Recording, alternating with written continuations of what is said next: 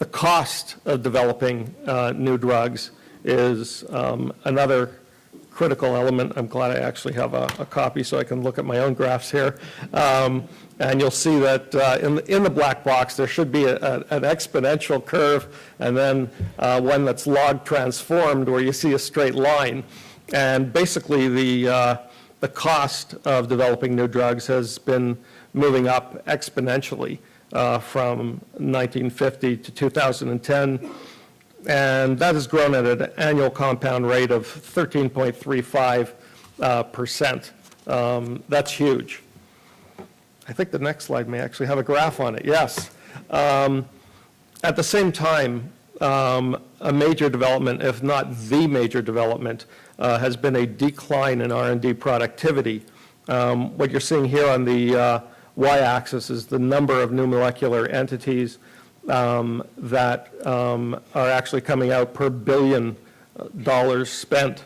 So if you, and there are a number of significant events that are highlighted on the graph.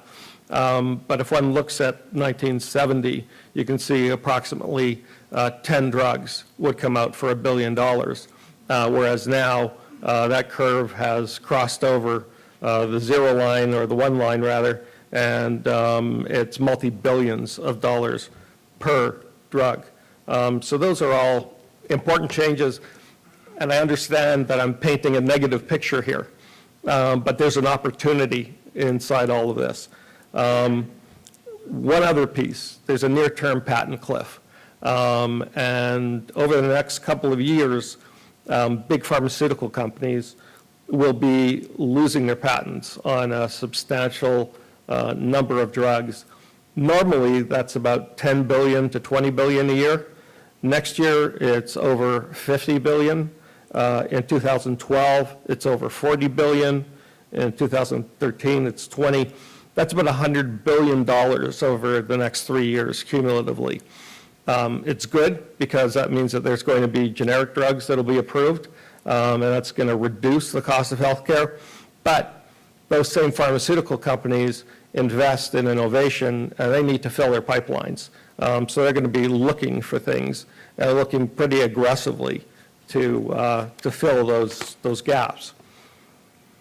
So what has happened insofar as partnering goes? How has this been driving the partnerships in the pharmaceutical industry? And this is a very recent graph, and you can see that a lot of the or the majority of the deals, as a matter of fact, are moving to the early stage, which speaks to funding of platforms and innovation. And again, as John said earlier, this is sort of the barbell, and this is the left-hand side of the barbell. And those deals are going, and they're primarily in the oncology space and in the nervous system, central nervous system. What's going on above the neck is pretty much what's going on. Now, when we're talking about innovation and a healthcare innovation, we want to deliver something to a patient. It doesn't make a difference whether that something is a pill, a capsule, an infusion, a large medical device, a small medical device, a gene therapy, a cell therapy. It needs to either increase the standard of medicine or meet an unmet medical need. And you've heard some examples of that this morning in some of the companies. So let me just throw a couple of these examples out there. Again, quite obvious. Oncology is a pretty obvious one. The World Health Organization estimates that the global incidence of cancer will increase by 50% from 10 million cases in 2000 to 15 million cases in 2020. That's a huge number. The 5-year relative risk rate for all cancers diagnosed from 96 to 2000 is 66%. That's up from 50% from 1975 to 77. If you look at that carefully, that's only a 16%, 16% increase in the 5-year survival. And the reason that the endpoint is 03 is because we're looking at 5-year survival, so that's 08 data. So these are current data. We've only increased the survival, the 5-year survival, 16% from 1975 to present. So we've made a very, very little dent in oncology. Cancer is still big, and you can see that the growth rates of some of these tumors are still moving. I tried to look for some Canadian numbers and graphs. I couldn't find them, but the Canadian trends pretty much match the American trends insofar as cancer rates, and you can see that they're not necessarily going down. Prostate, that's not that there was a substantial increase in the incidence of prostate cancer. That was really the diagnostic, a PSA coming out, and that's what accounts for that spike there. Same trend in women. Again, cancers are not going down. If anything, they're going up in some areas. And so this is a huge unmet medical need. Another area, and this is by far the #1 killer across the civilized world, is pretty much cardiovascular disease. 70 to 80% of cardiovascular disease is not addressed by the medicines that we have today. The medicines that we have today are really treating the risks. So a risk is high blood pressure. We've got good blood pressure medicines out there.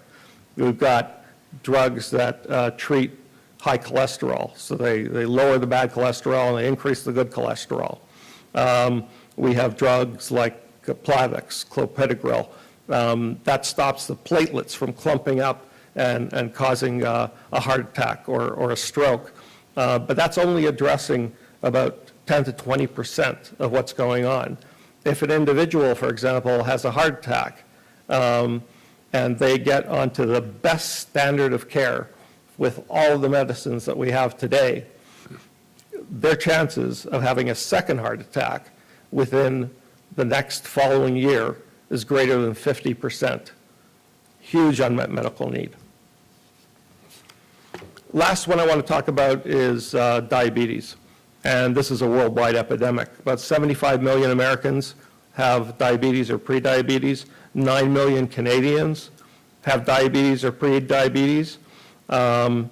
It costs a lot, and it's the leading cause of heart disease, stroke, blindness, as well as renal disease. And again, statistics from the World Health Organization tell us that from 1985 to projections out to 2025, we're going from 30 million people with diabetes to 300 million people with diabetes. So this is a worldwide epidemic. So moving on to funding and private equity.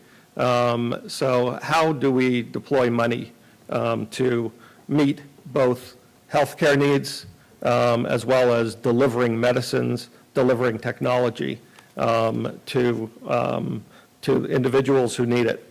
And again, I'm going to use Bay City Capital as an example here. Well, for a bit of history, Bay City Capital was founded in '97. We invest exclusively in healthcare and life sciences. We have $1.6 billion under management right now. We have a good performance history that I'll tell you a little bit about. Deep and broad experience. We're not investors that just invest in the company.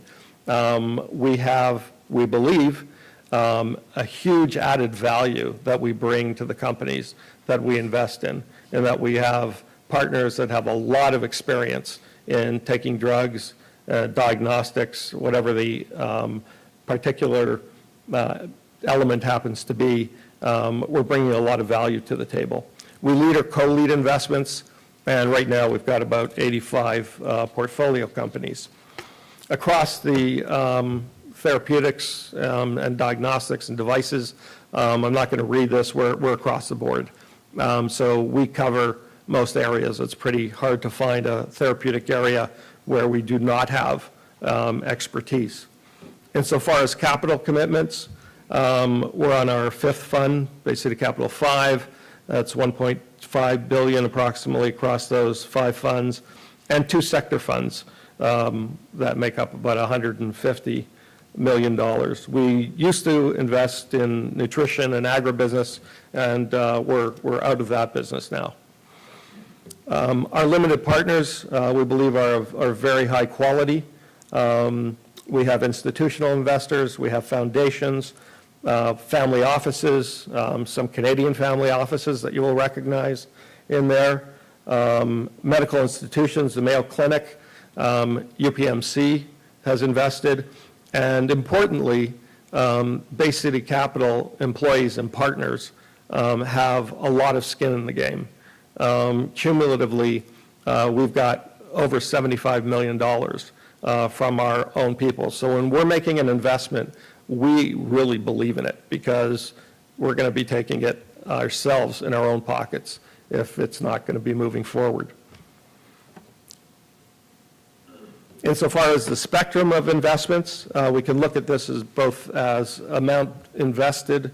For example, on the left-hand side, you see the wheel there of primarily biopharmaceuticals being about 53%, drug discovery being an additional 11%, and then medical devices approximately 15%, and then scattered pieces of the pie. If you look at the stage of company that we invest in, again, we're across the board, which is very important. We invest, this is the initial stage of the investment where we start investing in the company, is how this pie chart has been organized. And one can see that we've got the largest chunk is in early investments. We've got some seed investments. We've got a large and mid-stage and a large chunk late stage, and as well as public companies. Our performance, despite the tough times, and this is not ourselves assessing our performance, this is published by Venture Capital Benchmark Statistics, comes out of Cambridge Associates, and this is from the end of last year.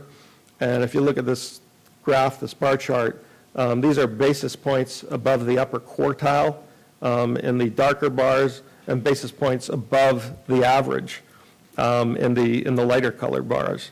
So we're doing well. We're getting a good return, despite the fact that we've been in it for the long haul. We're not able to get returns in 3 years. Our funds are 7 years, and we're adding an additional 3 optional years, so generally 10 years to exit. Now let me talk about what's going on generally in the venture capital industry and what the old paradigm was, because as John said, the paradigm is definitely shifting. What was happening previously, and I'll say previously was before 3 years ago, was that a lot of venture capital money was serving as an engine for translational research. So that was taking projects out of very early stage and moving them into clinical stage R&D. And that was where a lot of the VC money was going. Now this has changed, and it's now called by many on Sand Hill Road the Valley of Death, this translational research area. Pharma has reduced its funding in this area as well, and it's important to note that government as well as academia are really the ones who are fueling innovation. But as you can see, and this doesn't represent Bay City Capital, this represents what we believe is the new paradigm of investment, and that's really towards the later stage in clinical development and some in the early stage.